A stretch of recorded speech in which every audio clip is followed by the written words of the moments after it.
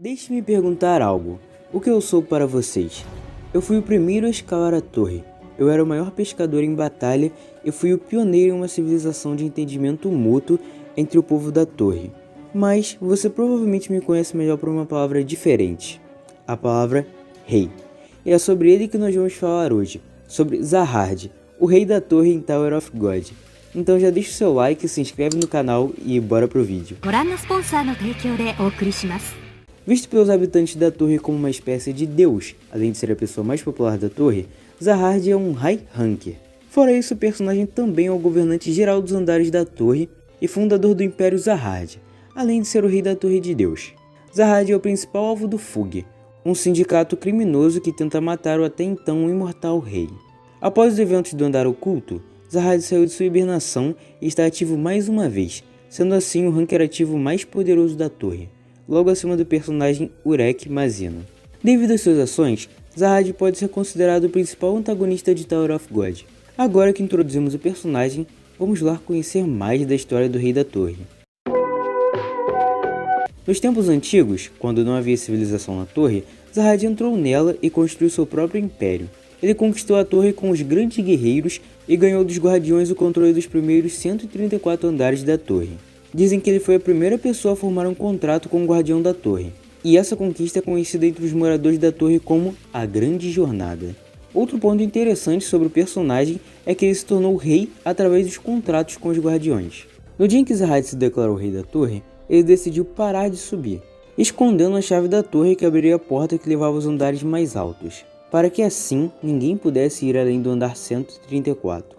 Mais tarde foi revelado que o Zahard havia dividido a chave da torre em duas partes. A primeira transformada nas 13 séries mensais, enquanto a segunda se tornou os Anéis Derretidos, dados aos príncipes do Distrito da Luz Vermelha. Porém, havia dois indivíduos esquecidos na história que Zahard criou, Arlen Gracie e Vir. Zahard havia se apaixonado por Arlen e a tinha pedido em casamento, porém esta se recusou e junto de Vir se rebelou contra o rei, o que o deixou furioso. Mais tarde, Zahard forçou Arlen e V a se esconderem, marcando-os como fugitivos. Quando soube que Arlen teve um filho com V, incapaz de deixar seu amor por ela, Zahard o rastreou furiosamente e matou a criança na frente de Arlen, da maneira que foi descrita como sendo ressentida e brutal. Ele faria o possível para apagar todos os vestígios da existência de Arlen e V. Com o tempo, Zahard se cansou da longa guerra e decidiu dar às nações de grupos rebeldes uma chance de coexistência, selando seus próprios heróis de guerra em paredes maciças. Em algum momento dessa guerra, sabendo do desejo de Kel Helm, que tinha habilidade de ver o destino, e Hidden Grove de atacá-lo usando o poder de Kel, Zahard, que podia ver o destino em uma extensão ainda maior que Kel, já sabia tudo sobre esse plano de atacá-lo. E enquanto Kun-Hen Lush traiu e levou Hidden Grove para longe em troca de sua sobrevivência, Zahard permitiu que Kel o empurrasse e o enfrentasse facilmente, onde ele, Zahard, em vez de estar dormindo em um castelo flutuante sem guarda, que é o que todos do grupo do Kel esperavam, ele, o Zahard, os esperava no final do caminho. E como a equipe do Kel Helm questionou sua identidade, o Zahard apenas perguntou o que ele era para eles, e depois de se descrever como o primeiro a escalar a torre, o maior pescador em batalha e o pioneiro de uma civilização de entendimento mútuo entre o povo da torre, ele revelou sua identidade, afirmando que eles definitivamente o conheceriam como rei. Ele ridicularizou a descrença de Kel Helm, desprezando sua arrogância de pensar que apenas com sua habilidade de ver um pouco do destino, ele poderia prever tudo, assim negando a verdade diante dos seus olhos, como um cego, segundo Zahard. Tudo isso antes de explodir o penhasco em que estavam e desafiá-los a lutar contra ele. E no momento em que lutam, Kel vê a verdade de que aquele era realmente o rei.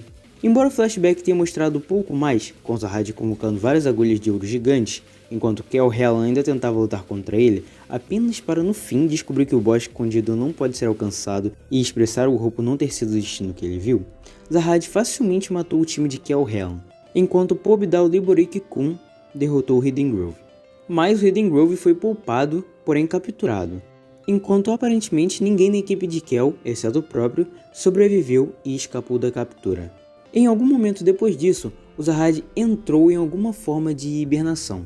Mais tarde, um personagem que se sabe pouco ainda, chamado Phantominion, abriu caminho no santuário interior de Zahard, e aparentemente encontrou o rei adormecido diretamente. Nada se sabe sobre esse encontro, exceto que o Phantominion saiu logo depois e nunca mais foi visto.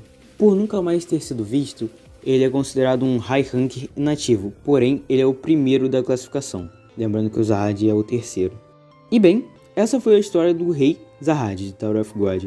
Vocês encontram mais sobre o personagem, como os poderes dele, na wiki de Tower of God, cujo link vai estar aí na descrição.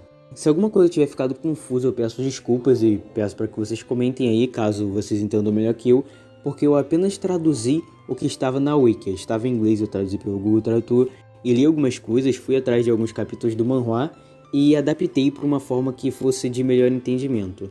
Mas é isso, se gostaram, deixe seu like, se inscreva no canal e até o próximo vídeo.